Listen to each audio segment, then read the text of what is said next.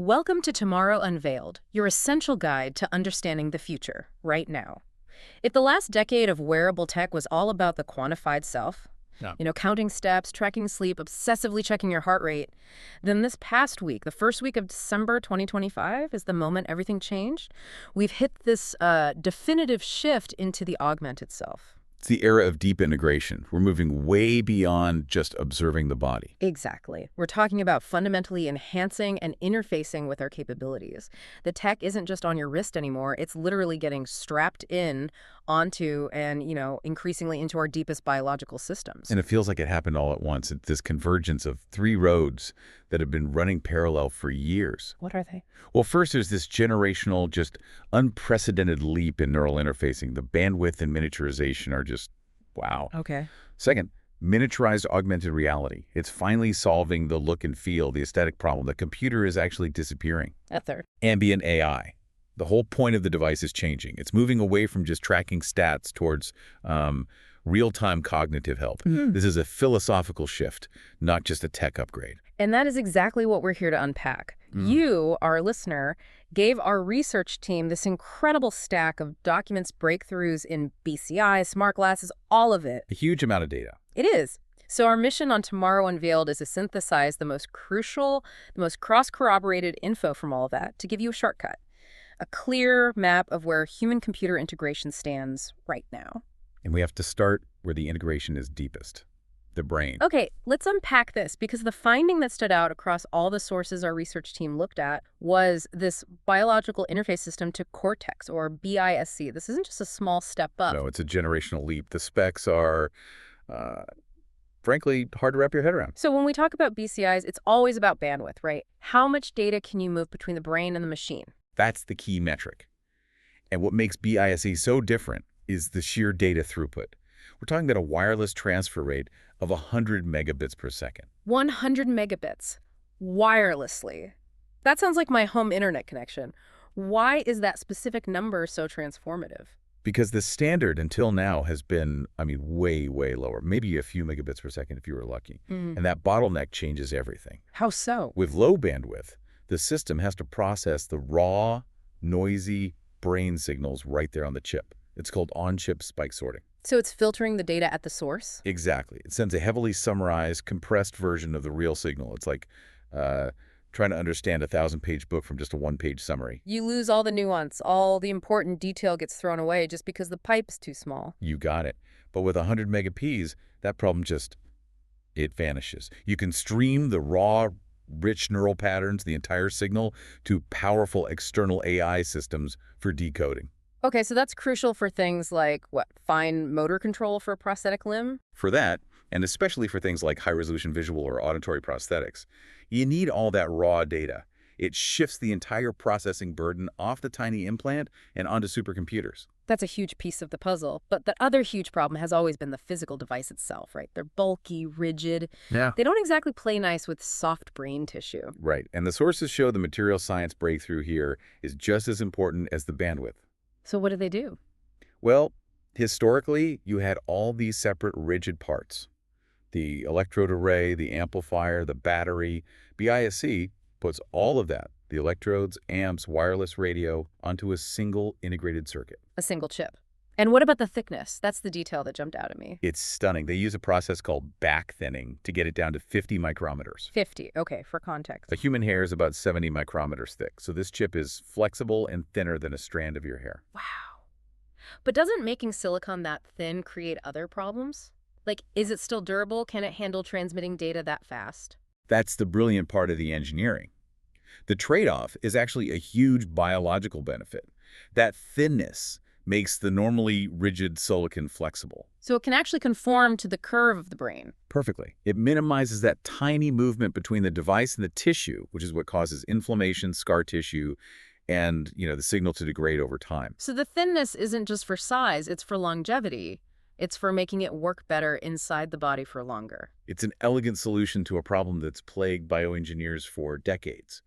And then you add the resolution, the channel density. This number is also crazy. The sources confirm 65,536 electrodes. 65,000.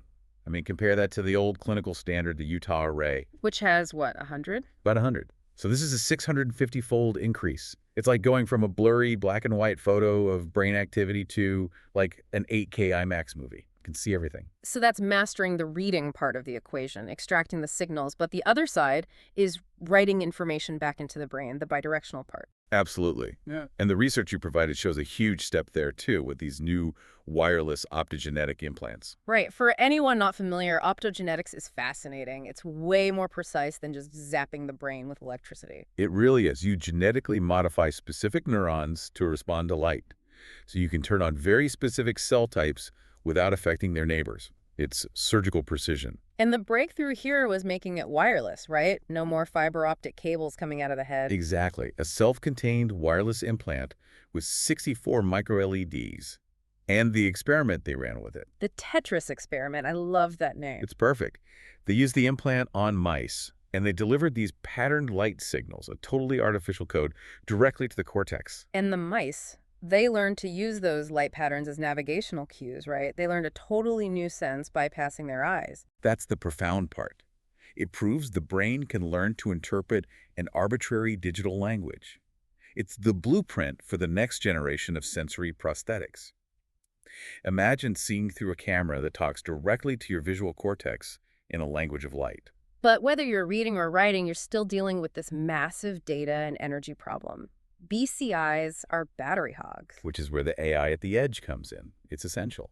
The research on neuromorphic processors like Inotera's Pulsar chip, that's the foundation for making this practical. And these chips work more like the brain itself, so they're more efficient. Exactly. They use what are called spiking neural networks, SNNs. Mm. Unlike regular AI that's always on, these only process data when there's a spike, a significant change. They fire sparsely, just like real neurons. So what does that mean in terms of power savings? The sources confirm it translates to 100 times lower latency and 500 times lower energy consumption. 500 times. Okay, that's the number that makes an always-on monitor actually possible. You don't need a huge battery pack. Correct. And it lets you do all the complex stuff like gesture recognition or health monitoring right there on the device, at the sensor edge. Which is huge for privacy. You're not streaming raw brain data to the cloud 24/7. Vitally important. And it's just as important for the non-invasive stuff, like the wearable EEG caps.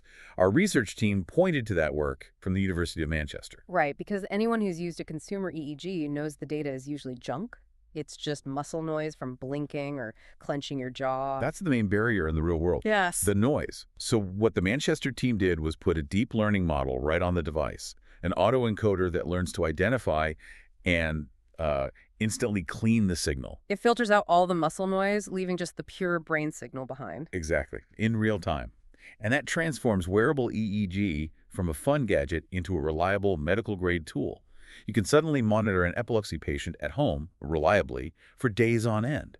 The computer is learning to hear the mind's signal through the body's noise. So we've seen the deep integration inside the body. But the big commercial splash this week, the thing everyone is talking about, is integration onto the body, specifically the face. Right, and the consensus across all the industry documents is clear. AR glasses, not smartwatches, are the next big computing platform. And Google's big re-entry into this space is the headline. They've clearly learned from the whole glass hole fiasco. Oh, absolutely. Their new strategy, which is set for 2026, is much smarter. It's a two-track approach, and they're working with design partners like Warby Parker. The #1 priority is making them look like normal glasses. So what are the two tracks? The first is what they're calling screen-free assistance glasses. These are audio only. Think conversational AI, Gemini, whispered into your ear. So they use cameras and mics to understand what's around you and then give you hands-free info, but with no screen. Exactly. It's all about avoiding that social friction of having a display in your eye. It's a subtle, constant cognitive assistant, an auditory prosthetic. And the second track is the display AI glasses, the ones with the little in-lens microdisplays. Right. But even here, the focus is on subtlety. Think simple navigation arrows, real-time translation captions, minimalist. Again, lightweight, all-day wearability is the goal. They're avoiding the bulky, immersive VR headset feel entirely. And to get that lightweight, normal-looking design, you need an engineering breakthrough. And the sources point to one thing: plastic waveguides. This is the key enabling technology. Waveguides are what get the projected image into your eye. And for years, they had to be made from this special glass that was heavy, expensive, and super fragile. Which is why the old glasses look like helmets. Exactly. But this new partnership between Cellid and Jig.jp means they can now mass produce them out of thin, transparent plastic. So they're cheaper, lighter, and more durable. Then that changes the whole equation. The sources confirm the weight is now basically the same as regular prescription glasses. And importantly, they're super bright. They can get up to 3,000 nits. And that brightness is key for using them outdoors, right? So the display doesn't just wash out in the sun. It's critical. Your phone screen is maybe 500 nits. You need something way brighter to compete with daylight. 3,000 nits means the digital information is actually visible and useful in the real world. It solves a huge failure point of earlier AR. Okay, so we have neural interfaces and disappearing AR glasses, but there's another trend in what they're calling ambient computing. And that brings us to the resurrection of the Pebble brand. Right, with the Index 01 smart ring. And this thing it's a radical departure. How so? The entire wearable market is obsessed with biometric sleep, steps, heart rate. The Pebble Index 01 has none of that. Zero health tracking. So what does it do? It's designed as a pure memory prosthesis, a cognitive tool. It has one physical button and a microphone. You press a button, you say a thought, a reminder, an idea. And the physical button is the key feature there for privacy. It's not always listening. It's privacy by design. The mic is physically off unless you press it. And the really clever part, which the schematics confirmed, is that the app processes all that audio using an on-device large language model. On the phone itself, not in the cloud. Exactly. So your private thoughts, your voice notes, they never leave your hardware. The LLM summarizes them, categorizes them, turns them into action items, all locally. Which means no subscription fees and, crucially, no data privacy nightmare. Right. And because it's so simple, they're claiming a forever battery, basically eliminating the #1 complaint about smart rings, constant charging. And we're seeing this trend elsewhere. Meta's acquisition of Limitless, that AI pendant for recording conversations. It's clear this idea of a wearable memory aid is the next big battleground. It's all about cognitive offloading now. We've covered some incredible potential here. But before we get into the clinical side of things, let's take a quick pause. We love hearing your thoughts. Whether you're on YouTube or your favorite podcast app, leave a comment and let us know what you think about the future of wearable tech and these privacy trade-offs we're all facing. And if you're finding this insightful, please take a moment to like this video, subscribe to Tomorrow Unveiled, and consider hitting that new hype button to help us reach more viewers. And of course, be sure to turn on notifications so you never miss an update on the future. Okay, so we've been talking about consumer tech, but the shift into the highly regulated world of medicine and industry is maybe even more profound.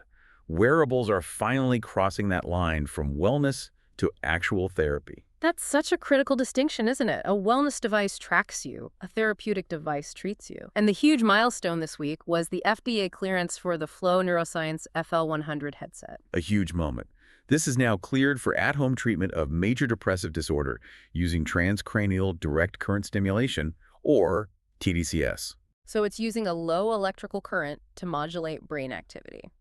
The tech itself isn't brand new, but putting it into an at-home, patient-controlled wearable, that's the revolution. It is. This has already been used by over 55,000 people in Europe, so it's proven to be safe and effective. The FDA clearance just opens up the U.S. market, and it fundamentally changes access to care. No more scheduling appointments at a clinic. You can get clinically validated brain stimulation at home. It democratizes a major non-drug therapy option for millions of people. And we're seeing similar things in rehabilitation. The sources detailed a clinical pilot for the MudraLink neural wristband, which is for stroke survivors. This is a beautiful application of the tech. The MudraLink doesn't stimulate the brain. It reads the signals coming from it, using high-resolution surface electromyography, SEMG. So it's reading the electrical signals in the arm muscles. Exactly. Even if a stroke survivor can't physically move their hand, the brain is still sending that intent-to-move signal. The SEMG sensors can pick up that tiny, faint electrical whisper. And then it translates that intent into an action on a screen. Right. It closes the feedback loop. The patient wills their hand to move, and they see something happen on screen. That visual reinforcement is crucial for neuroplasticity, for helping the brain rewire itself.